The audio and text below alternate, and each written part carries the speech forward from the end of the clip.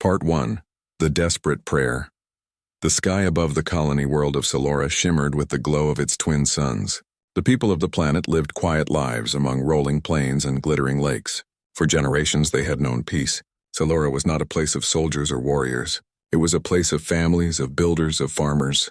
The colony's greatest pride was not its fleet or weapons, but its libraries and schools. But peace often draws those who prey on it. The first sign of danger came not from the ground, but from the stars. A merchant vessel returning from a trade route limped into orbit with its engines half destroyed. Its captain, his voice strained and broken, delivered the warning. Raiders were coming.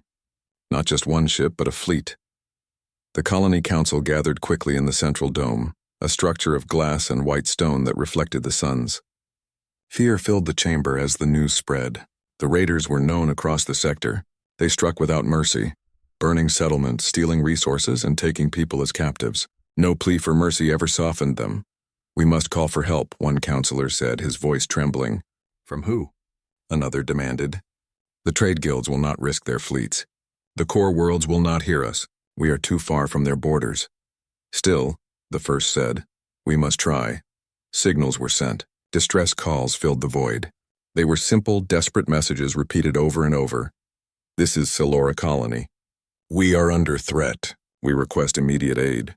Anyone, please respond. The raiders arrived before the day was out. Great dark ships descended from hyperspace, their jagged hulls gleaming with stolen armor. They spread across the system like vultures circling a wounded beast.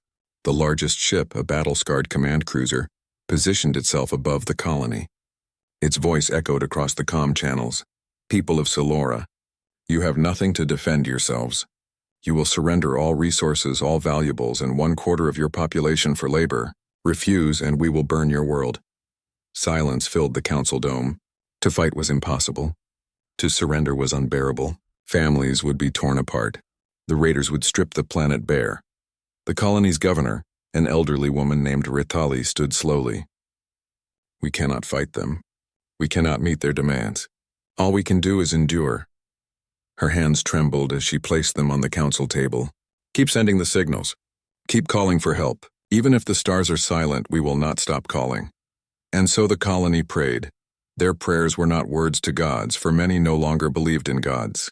Their prayers were messages, whispers cast into the cold void. They gathered in the central square, families holding hands, children pressing close to their parents, elders bowing their heads. They sent their hope into the stars with every repeated broadcast, hoping some listening ear somewhere would hear. The raiders watched from orbit, amused. Let them pray, the raider commander sneered, reclining in his chair. His body was armored with metal plates, his face hidden behind a cracked mask. No one comes this far. Their gods are dust. Their signals are nothing but noise. Soon they will learn. But far away beyond the edge of mapped space, a lonely listening post floated in silence. Its crew was small, its duty simple, to watch, to listen, and to record. Most days nothing happened. Signals drifted in from across the stars. Merchant chatter, coded trade routes, lost fragments of old broadcasts. The crew often joked that theirs was the most boring post in all the galaxy, until the message came. A young officer named Karen was the first to hear it. She leaned closer to her console as the weak transmission pulsed through the static. The words were faint, broken by distance and interference, but clear enough. This is Solora Colony, under threat. Request immediate aid. Karen frowned. Captain, you need to hear this. The captain of the post, a tired man named Rawl, listened with narrowed eyes. It's too weak to trace, he said.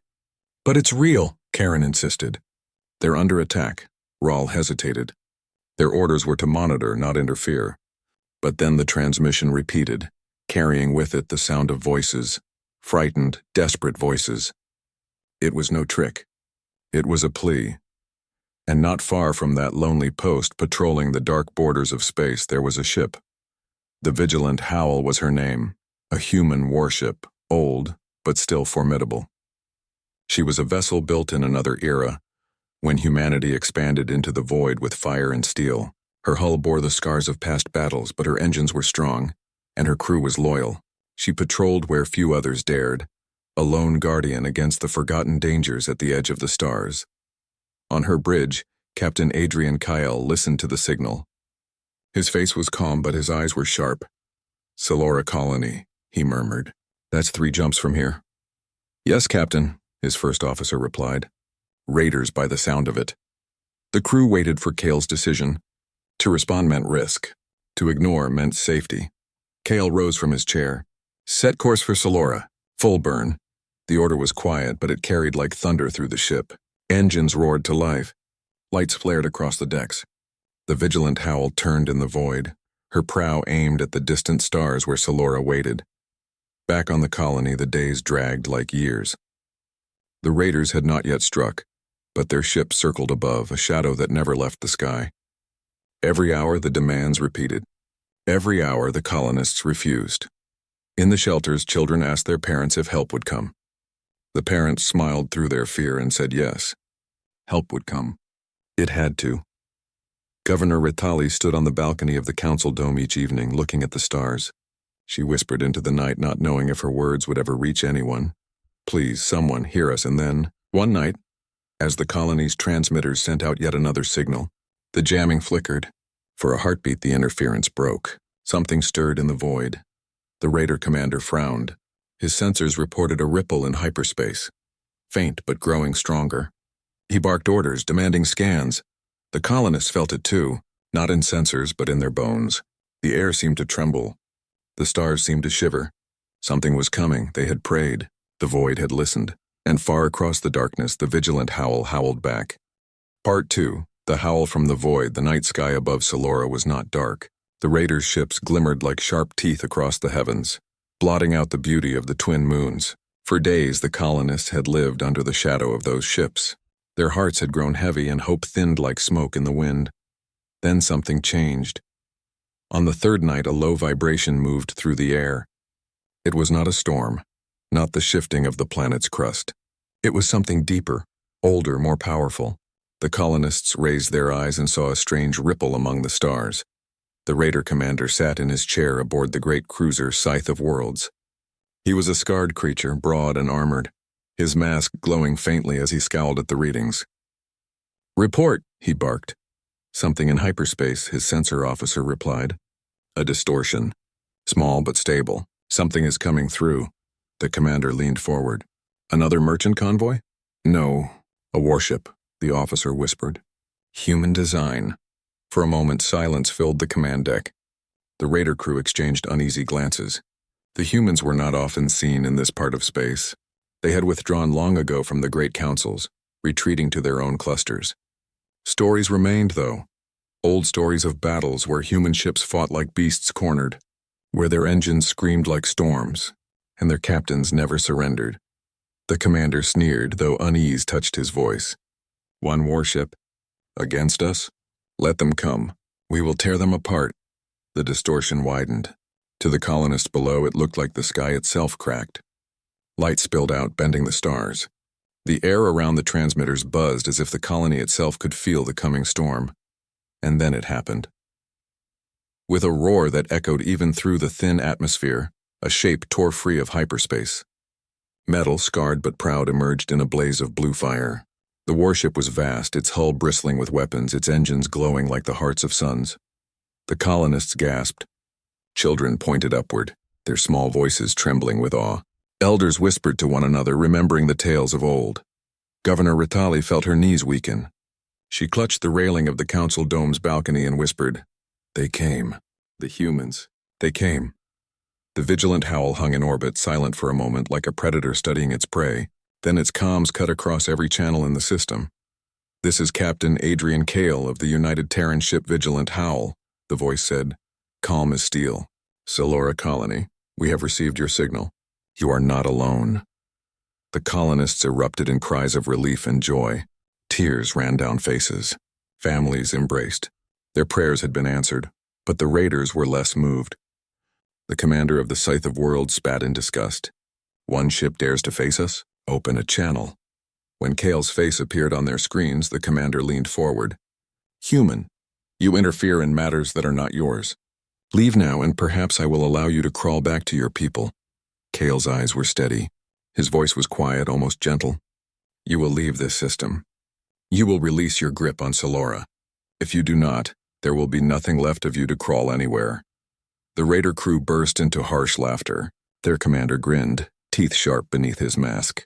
Brave words from a lone warship. Do you think you frighten us? We are many. You are one. Kale's expression did not change. You asked if I think I frighten you. No, I do not think. I know. The channel cut. On the vigilant Howl, the crew worked in silence. Every hand moved with practiced precision. Power flowed to the weapons. Shields flared to life. The ship's old hull groaned as energy surged through its veins. First Officer Talia stood beside Captain Kyle. They outnumber us 20-1. Kyle's lips twitched in something almost like a smile. Then we will have to be faster. Talia glanced at the crew, then back at her captain. She nodded once. They'll stand with you, sir. Always. Kale looked at the star-filled screen at the black swarm of raider ships forming into attack lines. Good, he said softly. Because this will not be easy. The first raider squadron rushed forward. Sleek attack craft, sharp and fast, screamed across the void.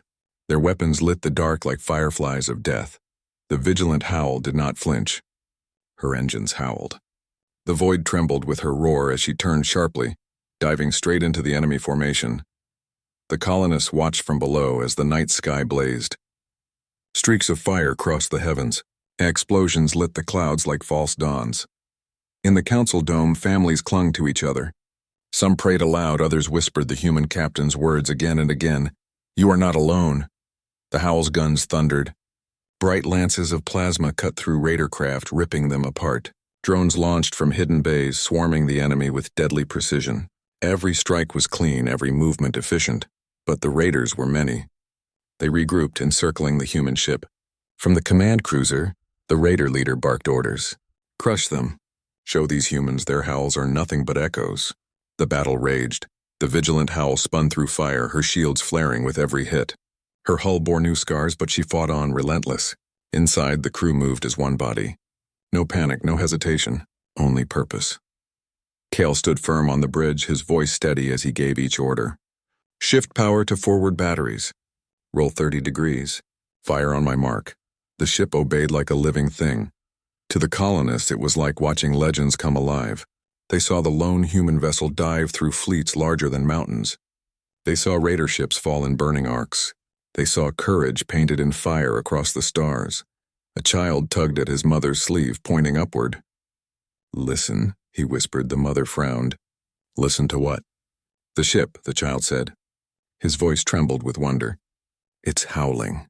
And indeed, though no sound could travel in the void, the human ship's engines screamed through the thin atmosphere, carried by vibrations and sensor echoes. It was a sound unlike anything the colonists had ever known. Deep, fierce, alive. A howl of defiance, of fury, of protection. The raiders pressed harder. Larger cruisers moved in, firing volleys that shook the Howl's shields to the edge of failure. For a moment, the tide threatened to turn. On the bridge, warnings flared across the consoles. Systems strained. Talia turned to her captain. Shields at 30%. We can't keep this up forever. Kale's eyes narrowed. We don't need forever. We just need to remind them who we are. He stood tall, his voice carrying across the bridge. All hands, brace for assault. Today we show them the Howl still has teeth. The crew answered as one. Aye, Captain. The vigilant Howl surged forward, engines burning bright, leaving a trail of fire across the void. She dove into the thickest cluster of raiders, weapons blazing. Explosions lit the darkness. Raiders fell, one after another, consumed by the storm. From the surface, the colonists wept and cheered. Their prayers had been answered not with gentle mercy, but with fire and steel. Above them, the human warship fought like a beast from ancient legend. Alone against many, yet unbroken. And through it all, the void howled with her. Part 3. The Trial of Fire. The skies above Solora were no longer calm. They burned. The vigilant Howl tore through the enemy fleet, her guns blazing, her engines roaring like thunder.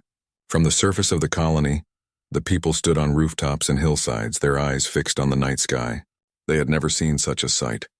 One ship fighting many, moving with the grace of a dancer and the fury of a storm. But the battle was far from over.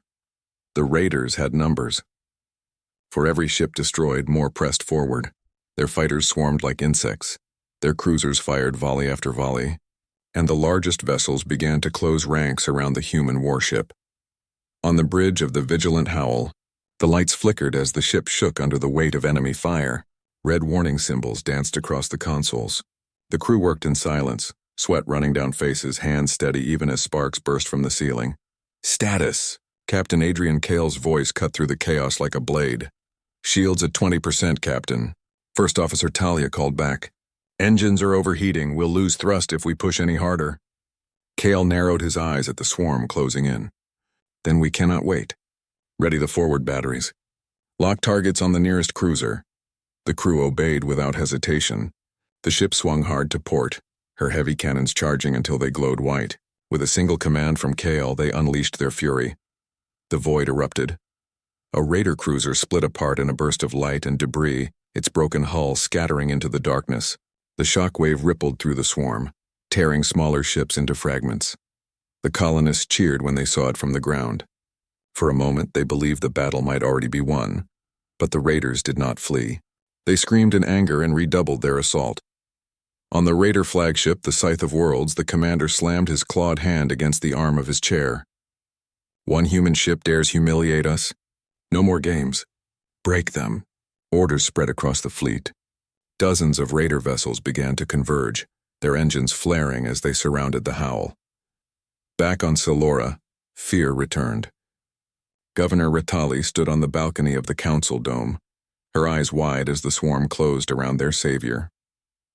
There are too many, she whispered. They cannot stand alone against so many. But in the square below, a child's voice rang out. The humans don't run, the boy shouted, raising his small fist toward the sky. His words carried across the gathered crowd, lifting their spirits. The people held their breath and watched, waiting to see if the child's faith was true. Inside the vigilant Howl, the trial grew harsher. Enemy fire struck the hull. Metal screamed. Consoles sparked. Crew were thrown from their stations, but none faltered. Every officer, every technician, every gunner knew what they faced, and none turned away. Talia wiped blood from her forehead and leaned over her console.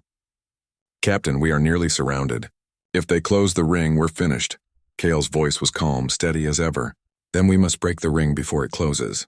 How? She demanded. Cale's eyes were fixed on the tactical display. By doing what they never expect. The human captain made his choice. Bring the engines to full burn, Cale ordered. Divert auxiliary power to weapons. Helm, plot a collision course with their formation.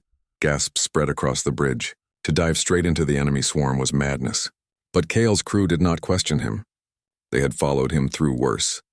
The vigilant Howl roared forward, her engines screaming so loud that even the colonists below could feel the vibration in their bones. Straight into the thickest cluster of raiders she dove, cannons firing in every direction. The raiders had expected fear. Instead, they met fury. The Howl's guns thundered. One enemy fighter after another exploded into flame. Entire wings of raider craft were torn apart before they could react. The Howl cut through them like a blade through cloth, still the price was heavy. The ship shuddered as volleys struck her sides. Armor cracked. Shields failed. Fire erupted along the corridors. On the bridge, the lights flickered again and again, yet Cale stood unshaken. His crew fought not for survival, but for victory. The colonists watched with awe. To them, it was no longer just a battle. It was a trial, a test of will between the darkness of the raiders and the unyielding light of the lone human ship. A farmer in the crowd whispered to his wife, "They fight as if death means nothing to them." The wife shook her head. "No, they fight as if life means everything." The Howl tore deeper into the formation. "Forward batteries, fire," Cale commanded. Another raider cruiser exploded, its wreckage colliding with the ships around it. Flames lit the void, painting the heavens crimson, but the raider flagship remained untouched, circling like a predator, waiting for the moment to strike. The commander of the Scythe of Worlds leaned forward, his mask gleaming. "Bring me the human. Alive if possible. Break their ship. Crush their hope." His fleet obeyed. The Howl was bleeding. Her engines left trails of smoke. Her hull bore fresh scars, but she still moved. She still fought.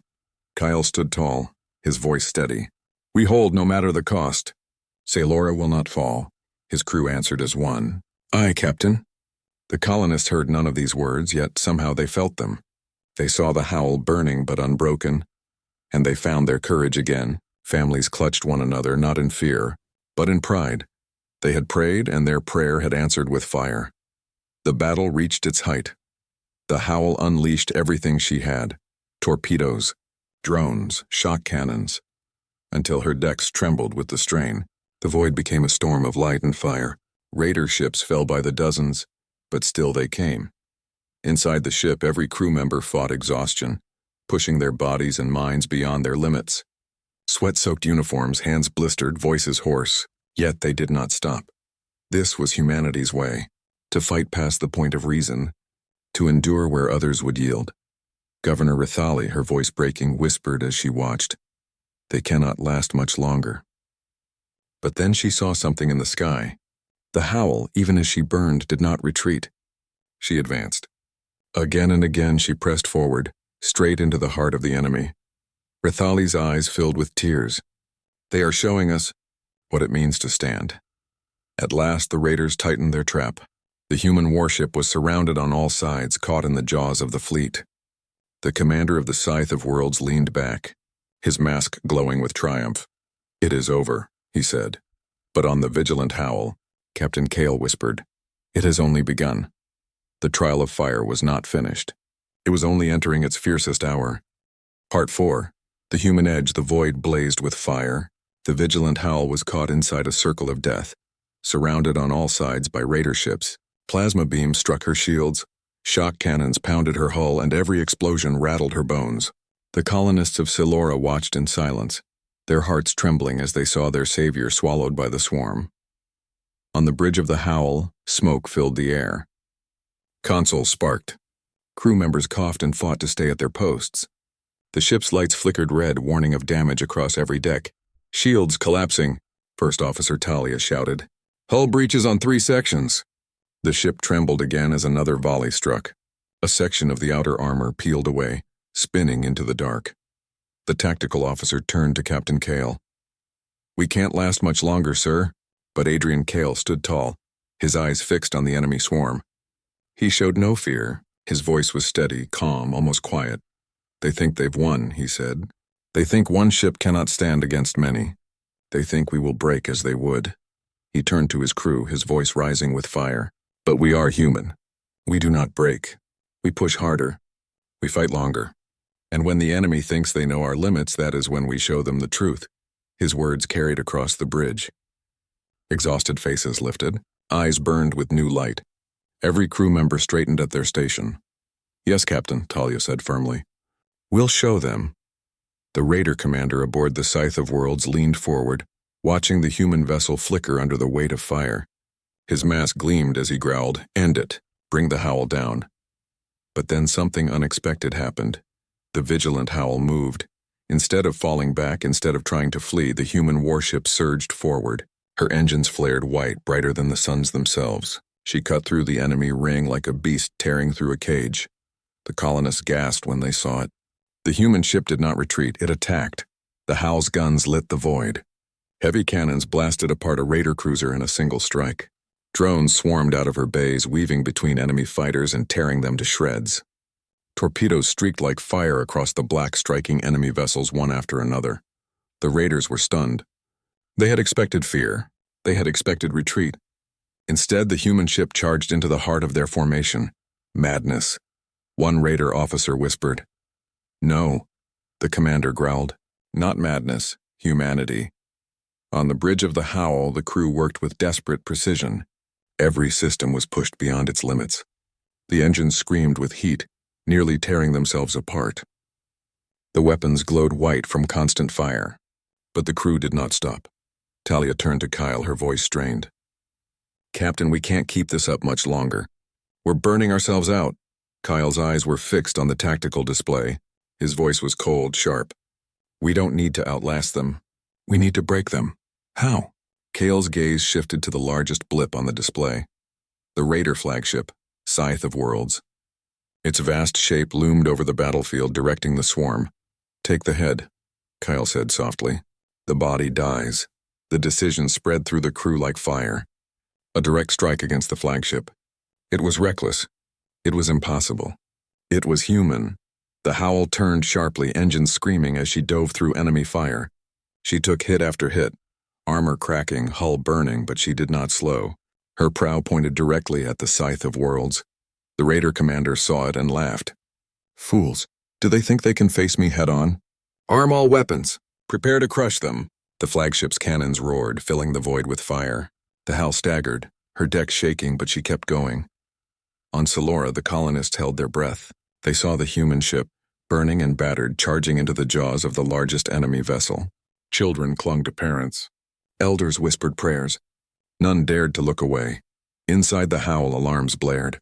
Engines at critical heat. Weapons melting down! Hull breach in Section 5. Talia turned to Kale, her face pale.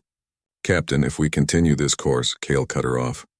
His voice was calm, resolute. If we stop, Solora dies. If we continue, Solora lives. There is no other path. Talia stared at him for a moment, then nodded. Then we continue. The crew echoed her. No hesitation. No fear. The Howl closed in. At the last moment, Kale gave the order. Boarding strike. The crew activated the grappling systems and boarding pods, ancient, rarely used weapons of desperation. Lines of fire shot from the Howl, embedding into the hull of the Scythe of Worlds. Explosive pods launched, drilling into the enemy ship's armor. The raider commander roared as alarms filled his bridge. They dare board us? Repel them! Kill everyone! But already human marines were storming onto the flagship, clad in armored suits armed with rifles and blades. They moved like shadows through the enemy corridors. Where others might falter, they pressed forward with iron will. Kale himself led the charge. He stepped through the smoke-filled airlock, his eyes blazing with purpose. His voice rang through the comms. For Solora! For humanity! The crew answered as one, their voices carrying like thunder. On Solora, the colonists could not see what happened inside the raider flagship, but they saw the Howl locked against it, clinging to its side like a beast tearing into prey. They saw explosions ripple across the enemy vessel as the boarding team struck. The people shouted in awe. The child who had spoken before raised his voice again. They're not just fighting, they're winning.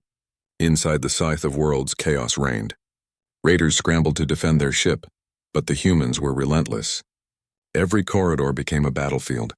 Every chamber echoed with the clash of will. The raider commander snarled as reports came in. His forces were being pushed back. He rose from his chair, his voice thundering. If the humans want my ship, they will take it from my claws. On the Howl, the remaining crew kept the battle outside alive.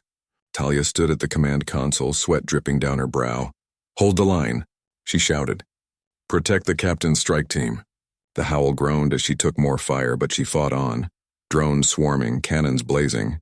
Alone against dozens, she held them all at bay. The colonists could only watch. Their voices rose in chants, prayers, shouts of hope.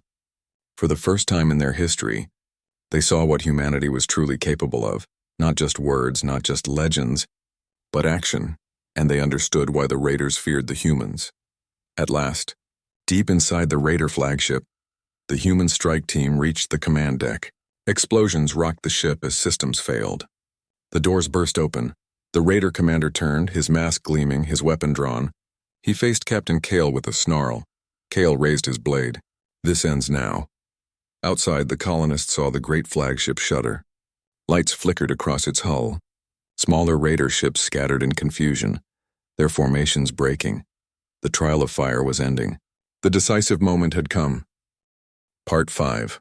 The Legend Forged. The command deck of the Scythe of Worlds was filled with smoke, sparks, and the pounding echoes of battle. The raider commander stood tall, his weapon raised, his mask shining like a dark star. Across from him, Captain Adrian Kale advanced slowly, his blade in hand, his steps steady despite the chaos shaking the ship around them. You should have fled when you had the chance, the commander growled. His voice was deep, cold like stone cracking.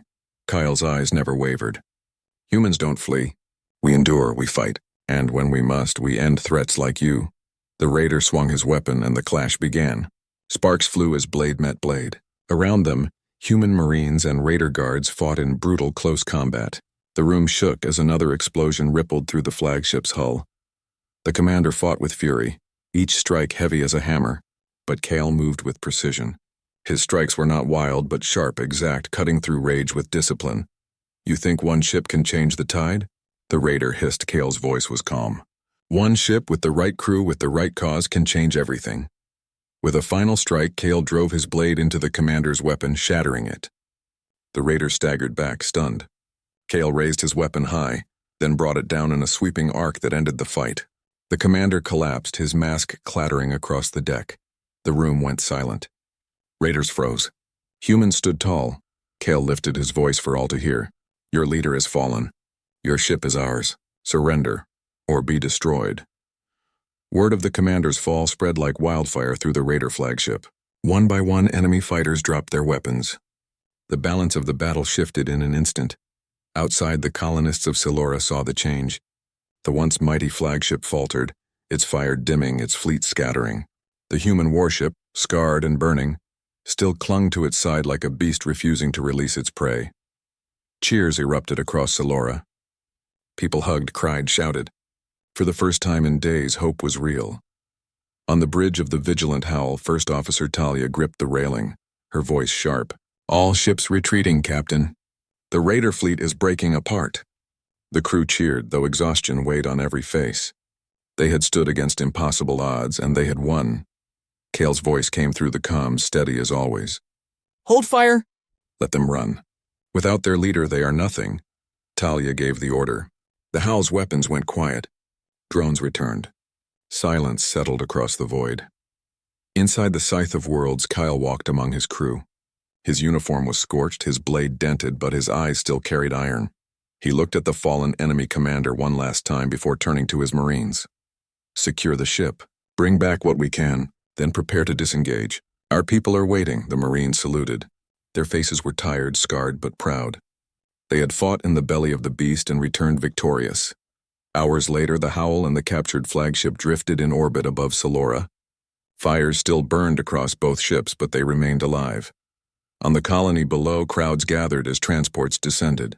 For the first time, Silora's skies carried not the shadows of raider warships, but the banners of hope. Colonists rushed to meet the human crew as they disembarked. Children clapped, shouted, and tried to touch the armor of the Marines. Families wept openly, thanking the strangers who had saved them. One elder stepped forward, his voice trembling with emotion. We prayed for rescue. We thought no one would hear us.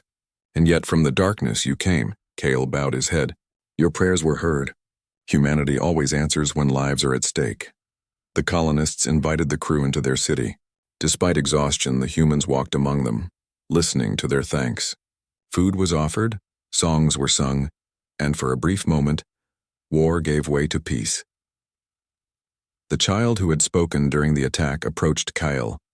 His small voice carried more courage than many warriors. Captain, you saved us.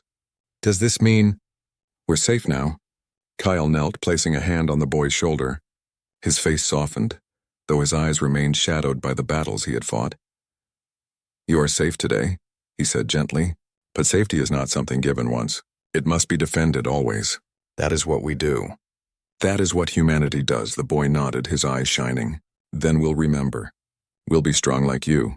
Kyle smiled faintly. Good. That is all we ask. As night fell on Silora, the colonists lit torches and fires, turning the city into a sea of light. They gathered in the central square, raising their voices in song. The humans stood among them, silent but honored. Talia leaned close to Kale as they watched. They'll never forget this, Captain. What we did here will live in their history. Kale's eyes moved across the crowd. It should not be about history. It should be about survival. But yes, they will remember. And perhaps others will learn too. Beyond Silora, whispers already began to spread. Merchant ships carried news of a single human warship that had stood against a fleet. Refugees told the story of the Howl that answered prayers. Across colonies and trade routes, the tale grew. The raiders spoke of it as well, but not with pride. They spoke in fear. They spoke of the ship that attacked when all logic said to retreat. Of the crew that fought beyond endurance. Of the captain who stared down death without flinching. The legend of humanity grew sharper with every telling. In the days that followed, the Howl remained in orbit, repairing her wounds. The crew worked alongside the colonists, helping rebuild defenses, repairing power grids, and restoring order. Humanity did not only fight, they built, they healed. One colonist asked a human engineer, "Why do you help us when you could simply leave?" The engineer smiled. Because that is who we are. We don't just destroy threats, we make sure people can live after. That answer spread among the people like fire. The humans were not saviors who vanished after victory. They were allies who stayed, who shared their strength. Finally, the day came when the Howl prepared to depart. Her hull was still scarred, her system still groaning, but she was ready to sail the void again. The colonists gathered one last time at the launch platform. They brought gifts, woven cloth, carved stone, and food. None of it matched the power of human technology, but each gift carried their gratitude. The elders stepped forward again. We do not have the strength to repay you, but we have our voices and our stories. Wherever we go, we will tell of what you did here. Kyle inclined his head. That is enough. Let the stars remember that on this day humanity stood with Salora. The Howl lifted from the surface, engines glowing. The colonists watched as she rose higher, becoming a burning star against the night sky. Cheers rose, tears fell, and prayers of thanks echoed long after the ship vanished into the void. On the bridge of the Howl, the crew settled back into their stations. The stars stretched before them, endless and waiting. Talia turned to Kale. Where to now, Captain? Kale gazed at the map of the sector. Raider fleets still lurked, colonies still trembled, and prayers still went unanswered. He spoke quietly, yet with unshakable resolve. We go where we're needed, always. The crew nodded. No hesitation, no fear. The Howl surged forward, howling once more into the endless dark. And so the story of Salora lived on, a story told not only by the colonists who were saved, but by every traveler who carried the tale. They prayed for rescue, the story began, and a human warship answered, howling from the void.